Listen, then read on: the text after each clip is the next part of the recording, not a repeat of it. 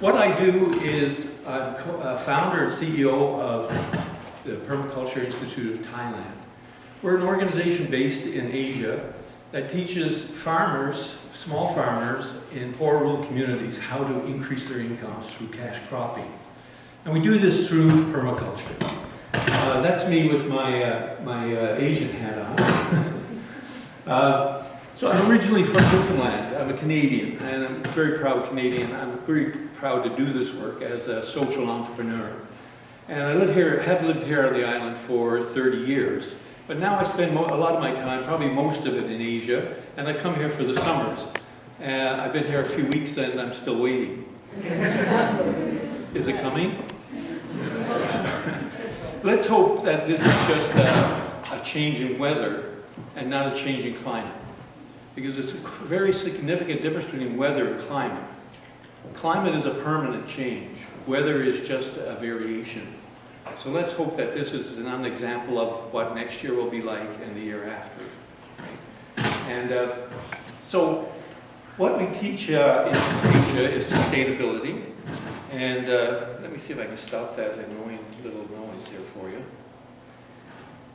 And we do that by educating not only local farmers, but we also educate young people from around the world. We have roughly 1,000 young people who travel from Europe and North America and Canada who come to Thailand, Cambodia, and Laos, and they learn permaculture.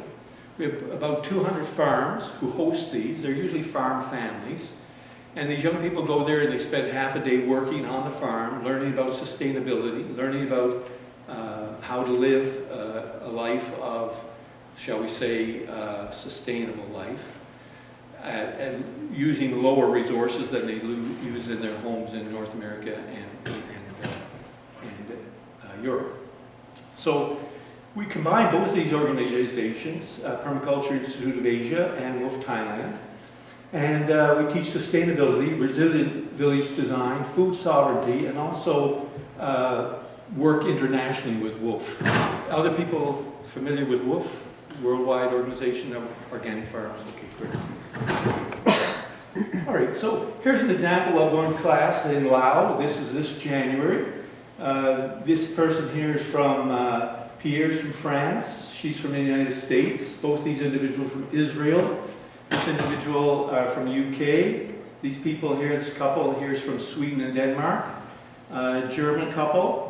And these people are Canadians.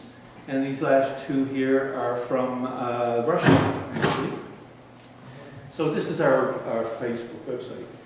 We give out certificates. A Permaculture Design course is a 2-week course. It covers a number of set subjects, mostly about soils, living sustainably inside the boundaries of our planet. So here's that same group. They graduated. And they get their certificates.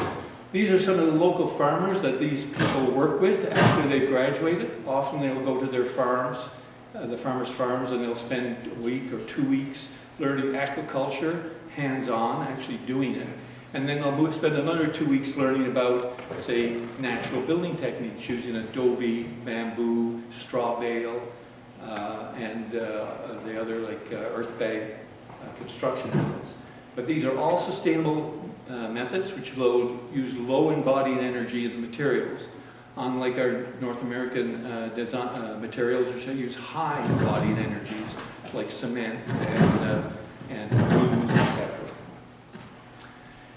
So we have the opportunity to educate young people in a different environment.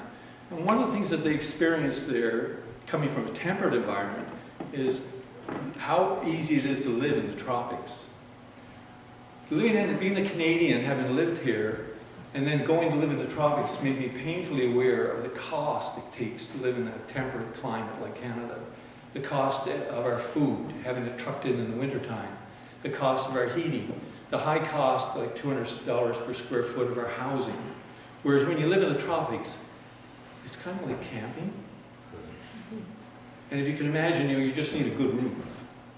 Protect you from the sun and the water. So they get to see visually what like a sustainable lifestyle can be.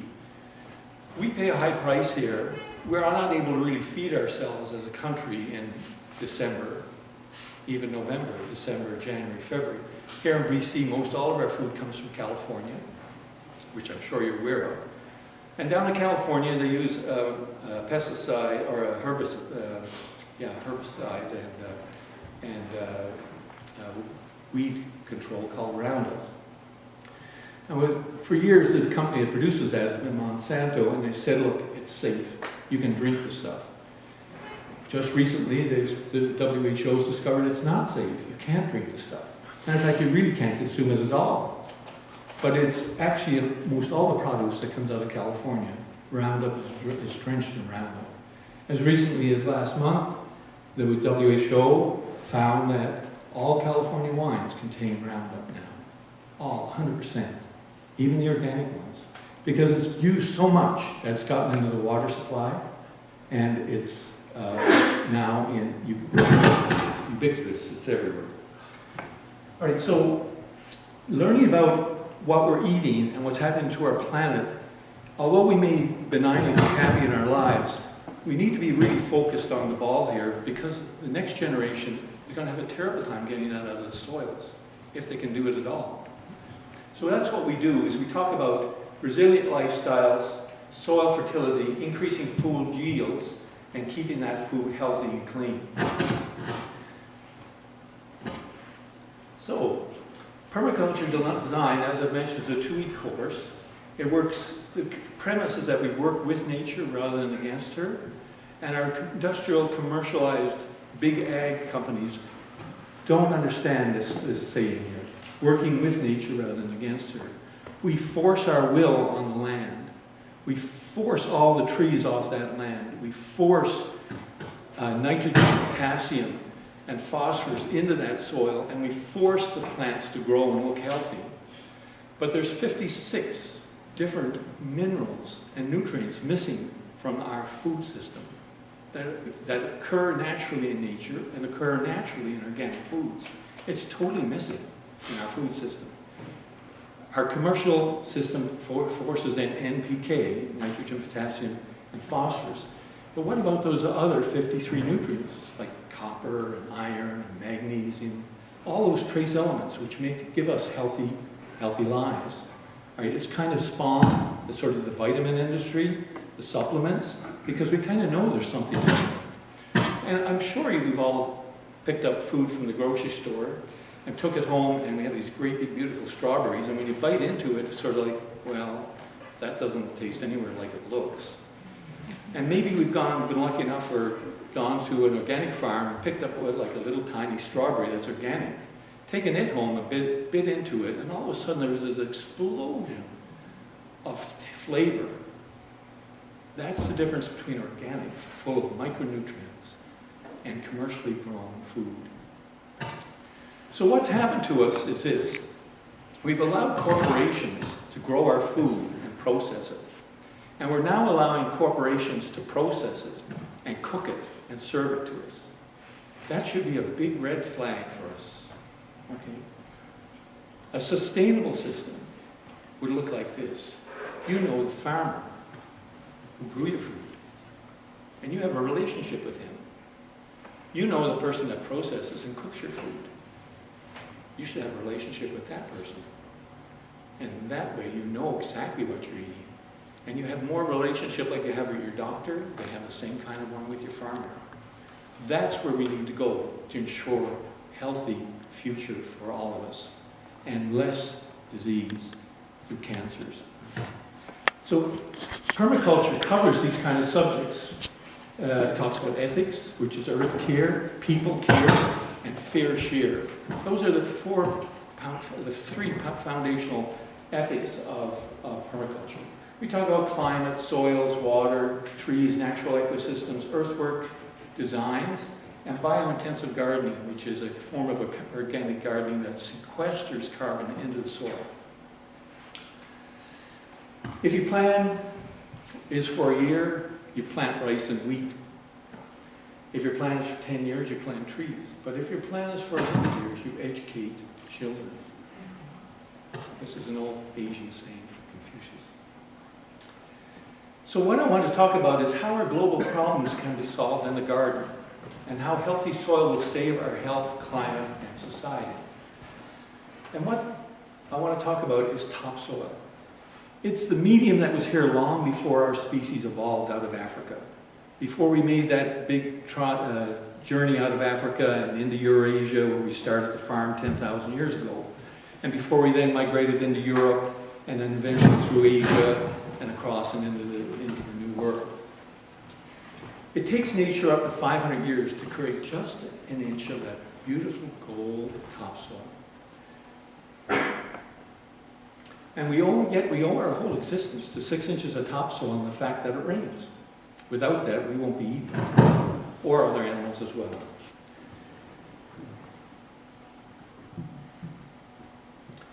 So something is sustainable, and this word has been used a lot today. It means that its effect is long-lasting. So for example, if you create an organic garden, once you've created it, it stays organic. And you may put in a little bit of supplement to it each year. However, if you use chemical fertilizers on the garden, you've got no choice but to keep adding each and every year. And what that chemical fertilizer does is it actually destroys the bacteria in the soil. It kills it off. Right?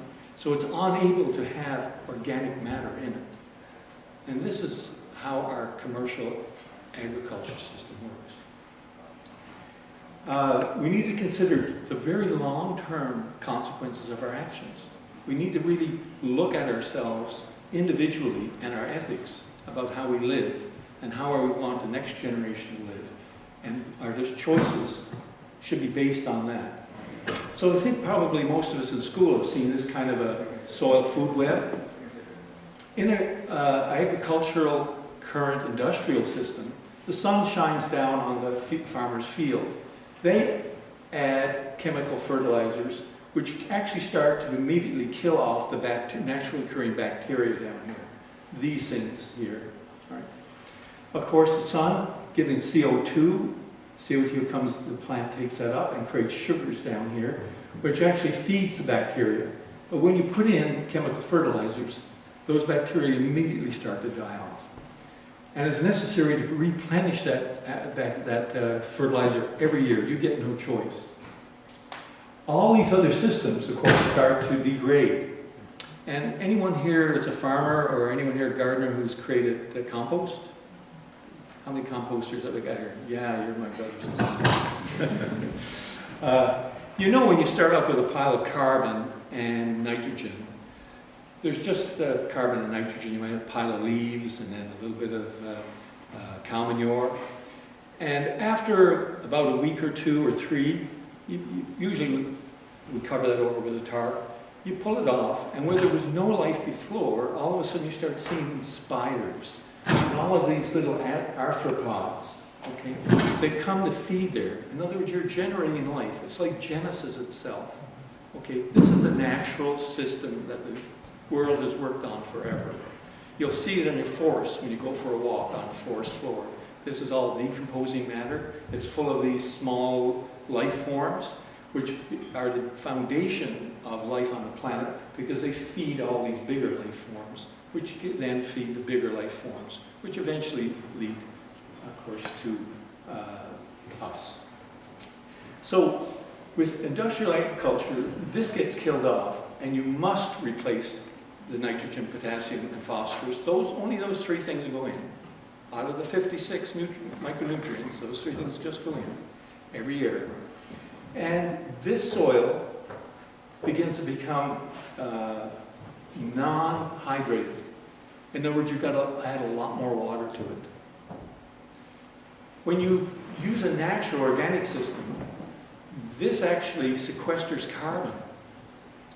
So what's been estimated is because of our agricultural food system, we've got 80 billion tons of carbon dioxide in the atmosphere that has been released from the soils right around the world. 80 billion tons. Okay, much more than comes out of cars, much more than comes out of factories. What we're suggesting is a simple thing that doesn't take $1 trillion to re-sequester all that carbon dioxide. We're suggesting we use bacteria, that we give them back their life, and we generate organic soils around the world, in our backyards, in our front yards, in our community gardens. Right? And we start to sequester that carbon dioxide back in the soil where it came from. It doesn't cost a lot of money. All it does is involve a commitment in our communities to go organic. So in healthy soil, there's more life in a tablespoon than there are people on the earth. An unhealthy soil, you've got to go maybe much bigger to cubic yards. But that'll give you an idea of how much life there is on the planet. There's much more below our feet than there is above the soil. A soil profile, and if you've walked in a forest, you've seen it, right? The forest floor is full of life. It's all decomposing life. And then you get this little tiny, maybe 6-inch layer of topsoil that's taken hundreds of years often to generate. In permaculture, we can show you how to do that in a matter of a few years. We use Berkeley method of composting. We use all kinds of different soil generation techniques. It's one of the magics of permaculture. By the way, the word comes from permanent agriculture. It's a collapse of both those words. And that soil, in case most people wonder, where does that topsoil come from? Well, it comes from a parent material, which usually deeper down and through erosion over the hundreds of thousands of years, the sand and the clay and the silt and the loam have built up. And where that sand, clay, and loam meet life, fungal life and bacterial life, we get a generation and a melting of those two, the geology with the biology and with the air and water. And this gives us our topsoil. What is topsoil, by the way? Healthy topsoil is roughly 25% water. Most people find that amazing. It's 25% air.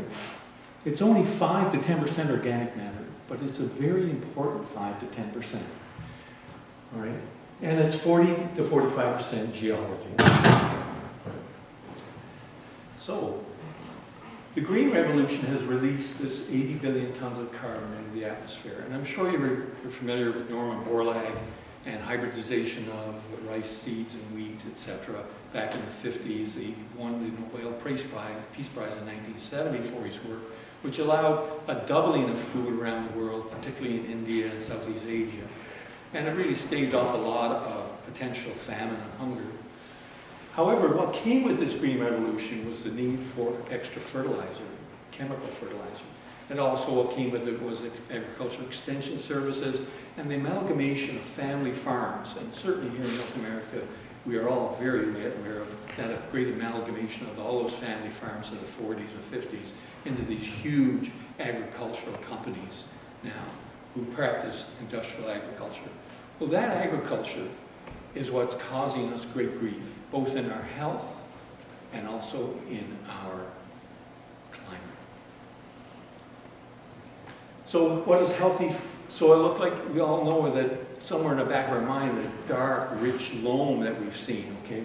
That darkness often mostly is coming from the carbon in it. When soil has been leached out through using industrial fertilizers, it turns from this into this. You start to lose that carbon base. And now all that carbon has gone up into our atmosphere. So once that soil has lost its biology, it also loses its ability to suck up water. So it takes a lot more water to grow in that environment.